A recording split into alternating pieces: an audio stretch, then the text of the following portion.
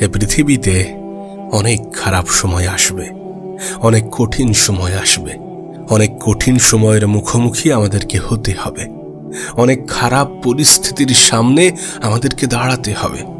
কিন্তু এই প্রত্যেকটা মুহূর্তে, এই প্রত্যেকটা সময়ে আমাদেরকে একটু ধৈর্য ধরতে হবে। হ্যাঁ, ধৈর্য ধরতে হবে, তার কারণ ধৈর্যশীল ব্যক্তিদের জন্যই রয়েছে সুসংবাদ। দেখুন, এমনটা নয় যে জীবনের প্রত্যেকটা মুহূর্ত আপনার ইচ্ছা চাহিদা অনুযায়ী চলবে।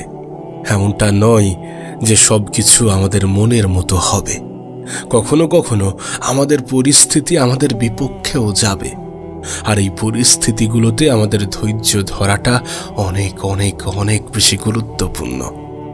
ধৈর্য এমন একটি গাছ যে গাছের সারা গায়ে কাটা, কিন্তু এই গাছের ফল অনেক বেশি সুস্বাদু। ধৈর্য ধরাটা হয়তোবা অনেক বেশি কঠিন, কিন্তু ধৈর্য ধরতে পারলে যে রেজাল্ট, যে ফলটা আমরা পাবো সেটা অনেক বেশি সুস্বাদু। ধৈর্য সবাই ধরতে পারে না, এটা অনেক কঠিন, নিঃসন্দেহে অনেক কঠিন।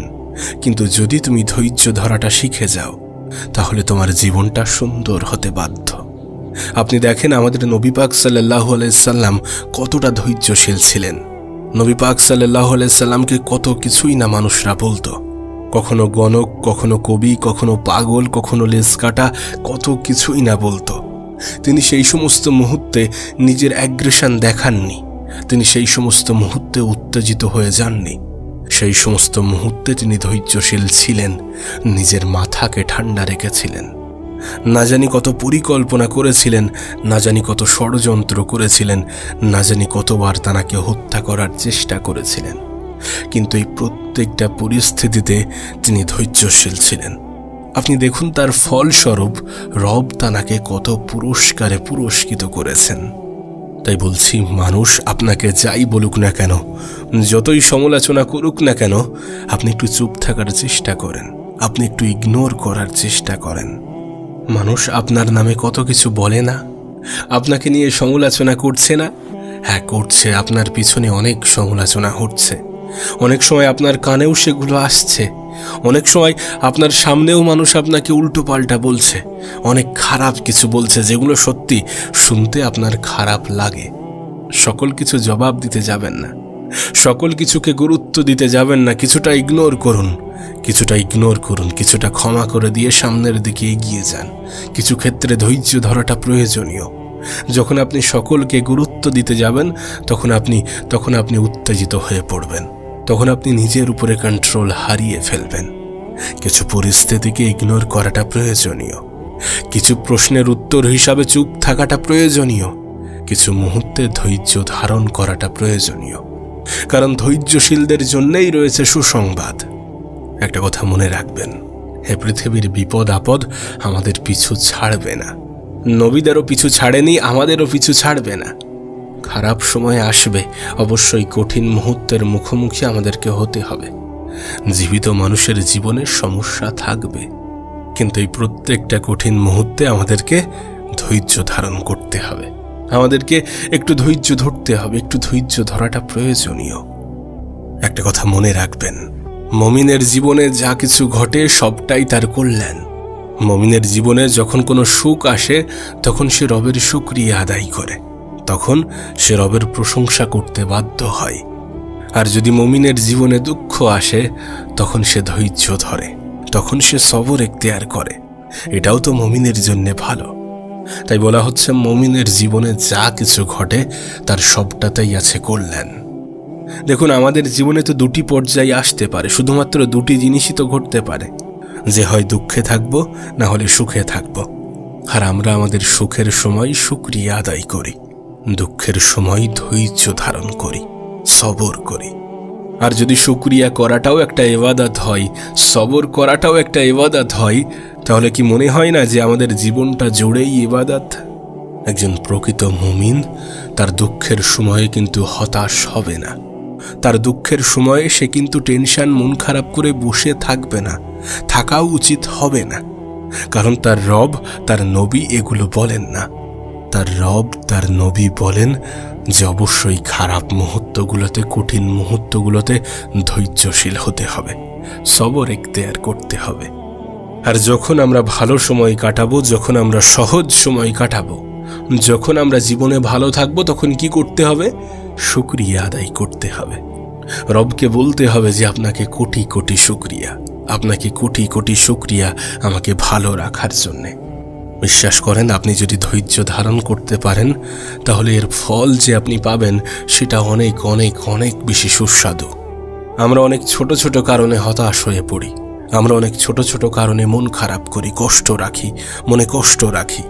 কিন্তু কিছু বিষয় যে রবের উপরে ছেড়ে দেওয়াটা প্রয়োজন, কিছু বিষয় যে একটু ইগনোর করাটা প্রয়োজন, কিছু সময়ে একটু ধৈর্য ধরাটা যে প্রয়োজন। আপনি যদি আপনার রবের উপরে বিশ্বাস রাখেন তাহলে কেন আপনি হতাশ হবেন? আপনি তো জানেন আপনার রব আপনার শুভাকাঙ্ক্ষী, আপনি তো জানেন আপনার রব আপনার জন্য যেটা করেন সেটা আপনার ভালোর জন্য করেন। আপনি তো জানেন তিনি উত্তম পরিকল্পনাকারী, আপনি তো জানেন তিনি শ্রেষ্ঠ পরিকল্পনাকারী, আপনি তো জানেন তিনি খারাপ কিছুর মধ্যেও ভালো কিছু লুকিয়ে রাখেন। নিঃসন্দেহে তিনি খারাপ কিছুর মধ্যেও ভালো কিছু লুকিয়ে রাখেন।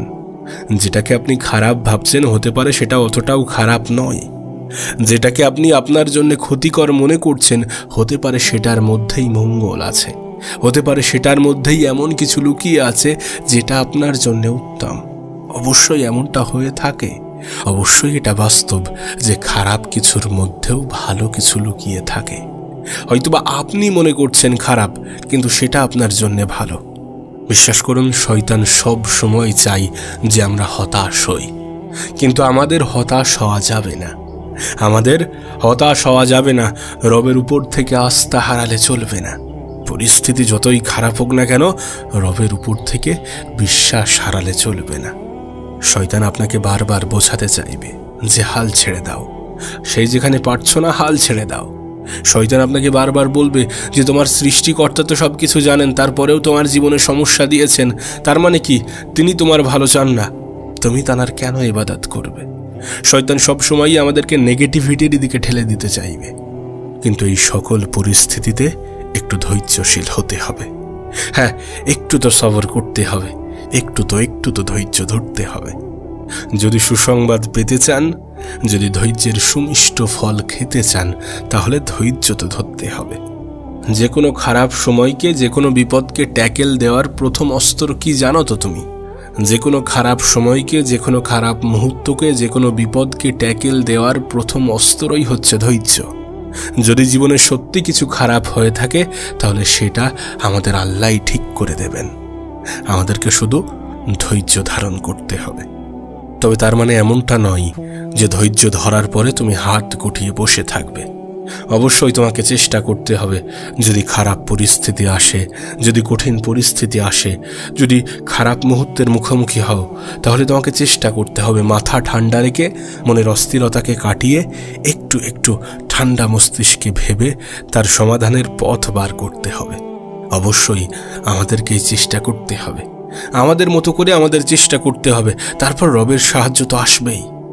আমরা যখন চেষ্টা করব, আমরা যখন মেহনত করব, আমরা যখন পরিশ্রম করব, আমরা যখন আমাদের মতো করে চেষ্টা করার চেষ্টা করব, তখন আমাদেরকে পথ দেখাবেন কে? অবশ্যই আমাদের আল্লাহই আমাদেরকে পথ দেখিয়ে দেবেন। আপনি কেন এটা ভুলে যান, কেন এটা ভুলে যাবেন? আপনি যদি আল্লাহর উপরে ভরসা রাখেন তাহলে আল্লাহই আপনার জন্য যথেষ্ট। আপনি যদি আল্লাহর উপরে বিশ্বাস রাখেন তাহলে আল্লাহই আপনার জন্য যথেষ্ট।